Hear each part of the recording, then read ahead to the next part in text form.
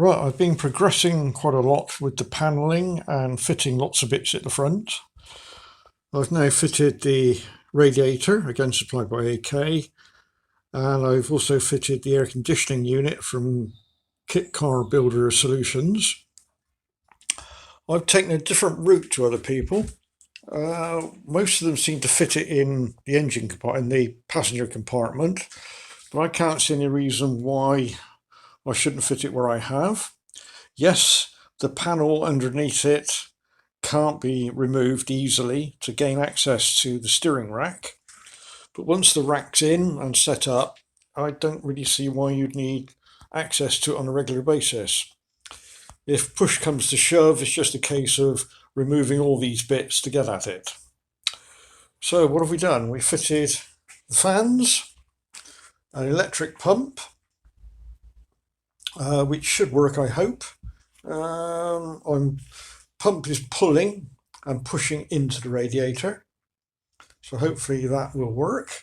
The actual pulling side of it goes back up to the swirl pot on the bottom of the swirl pot, so it pulls from the bottom of the swirl pot through the rad, and then from the rad pushes back up into the two ports on the engine, through the engine, through the thermostat, and into the swirl pot, which we'll show you in a moment at the back. The aircon is fairly straightforward setup. I don't think I need to explain that. As you can see, it's a standard off-the-shelf item.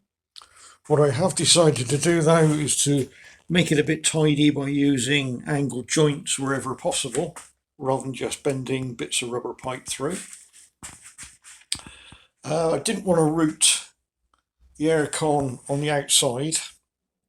I suppose I could have done, but it just seemed better to run it on the inside. So I'll move round. And again, I've used various 45 and 90 degree joints. I'll have to box all that in, as we've got rather a number of sharp edges there that I'm sure SVA man isn't going to be happy with. And then those pipes then drop down and run alongside the fuel tank behind the panels. They then go through 90 degrees behind the panels and then come out and go into the aircon pump there. So again, I'm going to have to cut some holes in the panel that goes on the inside there. Then at the back, what we've got done now is let's stay with the cooling system.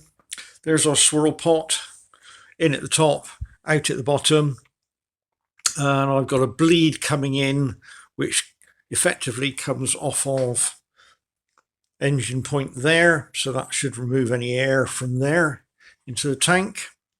I've also got to add another small one underneath, which will route back to the front of the car and pick up on the tops of the radiator, which is just one on the right and one on the left. Right, it's a bit jittery this filming, I'm afraid. So that covers the cooling side of it. Then, well, not quite. What we've got is obviously a cap, pressurized system, filled to the top. As it warms up, it's going to expand, will blow off through that hose there, which will go into our catch tank in the bottom. So obviously this will fill to whatever level, and then when we finish running, as the engine cools down, it will suck it back into there, so this level will drop. So that's straightforward. That pipe there is, because this one has to be vented to atmosphere, that will be taken down and dropped down under the car somewhere out the back.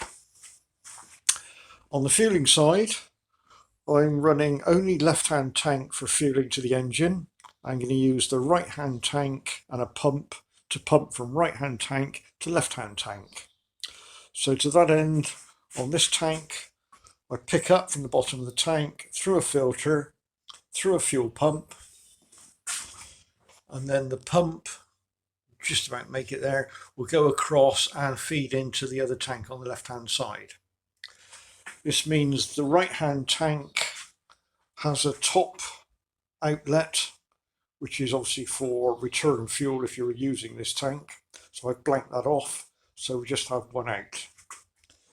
And then if we go over onto the other tank on the other side, this is where it all gets very complicated. Very difficult to explain. On this fuel tank on this side, although we've got one out on the bottom and one return on the top, I actually need an extra return on the top to pump fuel from the right tank to the left tank, so I have to weld one of those on. We also on this side have all the oil dry sump system as well as the fuel system. Rather than trying to explain what I've set up here at the moment, everything's held together with masking tape just to get rough ideas of positions. When I've routed all the cable, when I've routed all the pipework in, I'll do another video that explains where everything goes. It's very straightforward and hopefully fail-safe. So that's that side. As you can see, I've got on with the panelling. Most of the panelling is now done in the cockpit area. I've got to come up with some covers to go over where the pipework protrudes into the cockpit area. But that's just a simple case of some tin bashing and pot riveting on. Nice big access panel each side, and obviously I've kept my access panels down the bottom. For the heater, we've got 4 outlets, so the left and the right will go to the little air vents on the dash panel, and the other 2 will go to driver and passenger side. So that just about sums up where I've got to. I did do a trial fit with the spider and the rear clam today, as I wanted to position the oil cooler. So that's going to be a good position where it is. That seems to fit all right, which will allow the body to rotate or body to pivot back without any problems. My only query is going to be getting the exhaust in that area. May have to come up quite high and put some heat protection, but it's not going to be difficult and should work quite well. We've got an extra tank on the rear, which is the oil catch tank, which is the blow off from the dry sump tank. The dry sump tank has effectively 2 inlets or outlets. That one there will go to the oil catch tank, and where that one will come across and tee up to that rocker and to that rocker. So that's all straightforward. Once again, thank you for watching. Thanks for showing an interest. And if you've got any comments, always appreciated. Right, this is panel preparation. I've gone for sort of a matte brushed aluminium type finish, which I've achieved by going over with a DA sander with an 80 grit and then going over with a 320 grit, which gives this sort of sheen effect to the aluminium. I then wash it with soap and water and a sort of kitchen scouring pad, and then dry it with paper towels. Then I hang it up and just play a blowtorch over it just to bring the temperature up a little bit to about 30 degrees. And then I give it a coat of Nyalic, Nyalic. It's expensive, about 25 quid a can, but it does go a long way, and it's got very, very good write-ups in sealing all sorts of surfaces. It also gives it a very nice, smooth, again, a semi-gloss sort of finish, which I'm quite pleased with. So I've done that on both sides. Using this Nyalic is not my idea.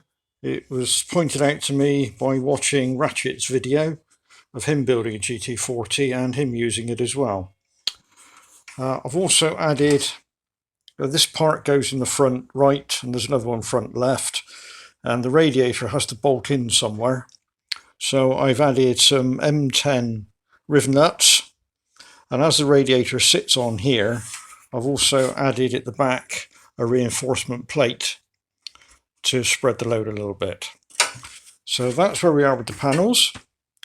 So it's going to be a long progress. It's going to be a long job doing the panels, as it's not the quickest job in buffing them all up to a good finish. But it should be worth it in the end. That's all we've got for today.